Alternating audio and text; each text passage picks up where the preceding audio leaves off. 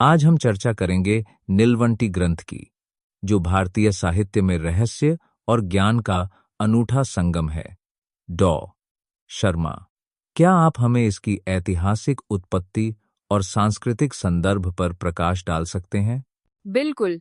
नीलवंटी ग्रंथ की उत्पत्ति मध्यकालीन भारत में मानी जाती है, जब तंत्र और योग संबंधी ज्ञान मौखिक परंपरा से ग्रंथों में संकलित किया गया।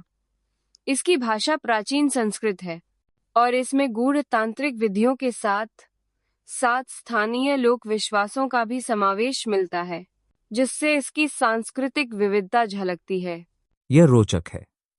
क्या इसके रचनाकार या रचना काल पर कोई प्रमाणिक जानकारी उपलब्ध है, या यह अब भी रहस्य बना हुआ है?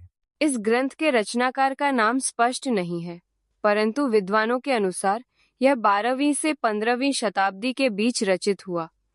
अधिकांश तांत्रिक ग्रंथों की भांति नीलवंटी भी मौलिक रचनाकार की बजाय गुरु शिष्य परंपरा से विकसित हुआ, जिससे इसकी प्रामाणिकता पर बहस होती रही है। इतिहास की इस बहस को ध्यान में रखते हुए, क्या आपको लगता है कि इसकी लोकप्रियता इसकी रहस्यमयता का ही परिणाम है? निश्चित ही इसकी रहस्यमयता, गूढ़ संकेतों और अलंकारिक भाषा ने इसे लोकप्रिय बनाया। इसके साथ साथ शास्त्रों और तंत्र साधना के जिज्ञासुओं में यह एक चुनौतीपूर्ण ग्रंथ माना जाता है, जिससे इसकी सांस्कृतिक प्रासंगिकता बनी रही। अब जब हमने इसकी ऐतिहासिक पृष्ठभूमि समझ ली है, आइए इसकी रचनात्मक संरचना और प्रमुख विषय वस्तु की ओर बढ़ते हैं। ग्रंथ में किस प्रकार की विधागत विविधता देखने को मिलती है? नीलवंटी ग्रंथ छंदबद्ध और गद्यात्मक दोनों रूपों में लिखा गया है, जिसमें सूत्र शैली भी अपनाई गई है। इसमें तांत्रिक साधना, योगाभ्यास, औषधि विज्ञान और आत्मानुभूति से जुड़े विषयों का विश्लेषण मिलता है। उदाहरण के लिए, इसमें विशिष्ट योगासनों और तंत्र मंत्र साधनाओं के साथ साथ मनोविज्ञान और तत्व मीमांसा के भी संकेत मिलते हैं। क्या इसमें विज्ञान और तंत्र का कोई अद्भुत समावेश है, जिसे आमतौर पर अन्य ग्रंथों में नहीं देखा जाता? बिल्कुल।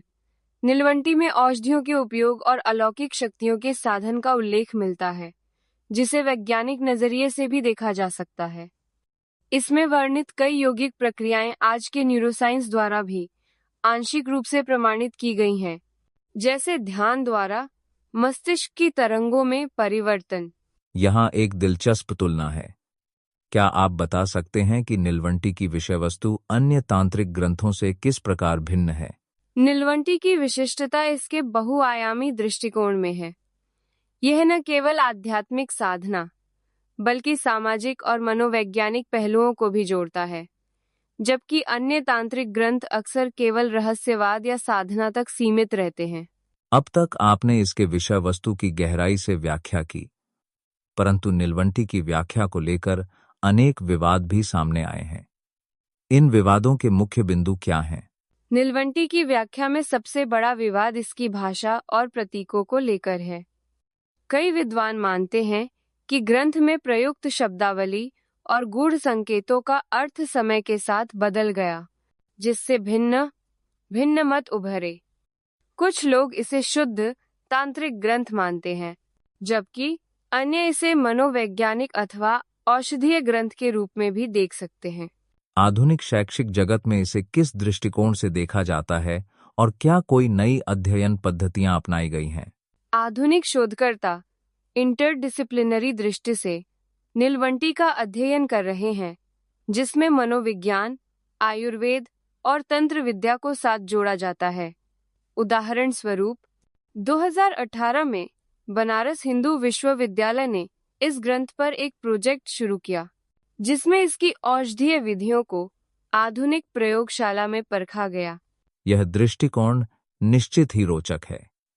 क्या इससे ग्रंथ की प्रासंगिकता और विश्वसनीयता में वृद्धि हुई है? हाँ, नए शोधों से नीलवंटी की प्रासंगिकता बढ़ी है। वैज्ञानिक परीक्षणों में इसके कुछ औषधीय प्रयोग व्यावहारिक पाए गए, हालांकि कई रहस्य अब भी बने हुए हैं। यह ग्रंथ अब केवल तांत्रिक साधना तक सीमित न रहकर बहुआयामी विचार मंच बन गया है। अब चर्चा को समेटते हुए, क्या आप बता सकते हैं कि वर्तमान समय में नीलवंटी ग्रंथ का क्या महत्व है और इसके कौन से संभावित उपयोग हो सकते हैं? आज के संदर्भ में नीलवंटी ग्रंथ को योग, आयुर्वेद और मानसिक स्वास्थ्य में नए दृष्टिकोण के लिए महत्वपूर्ण माना जाता है। कई योग संस्थान इसके ध्यान और प्राणायाम विधानों को अपनाते हैं। वहीं आयुर्वेदिक शोधकर्ता इसकी औषधीय जानकारी को आधुनिक चिकित्सा में लागू करने की कोशिश कर रहे हैं। आइए एक काल्पनिक परिदृश्य पर विचार करें। यदि इसकी विधियां व्यापक रूप से अपनाई जाएं, तो समाज पर क्या प्रभाव पड़ सकता है? अगर नीलवंटी की ज्ञान परंपरा को जिम्मेदारी पूर्वक अपनाया जाए, तो मानसिक स्वास्थ्य और जीवन शैली में उल्लेखनीय सुधार आ सकता है।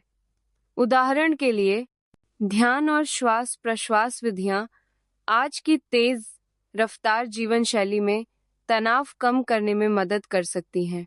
जैसा कि 2020 की हू रिपोर्ट में भी योग और मेडिटेशन की भूमिका रेखांकित की गई है। अंतिम प्रश्न, क्या इसमें किसी प्रकार की सावधानी और आलोचनात्मक सोच की आवश्यकता है? बिल्कुल। पारंपरिक ग्रंथों के प्रयोग में वैज्ञानिक प्रमाण और सतर्कता अनिवार्य है।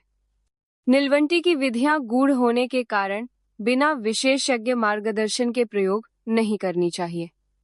आलोचनात्मक दृष्टि से इसका अध्ययन आने वाले समय में नई खोजों का द्वार खोल सकता है।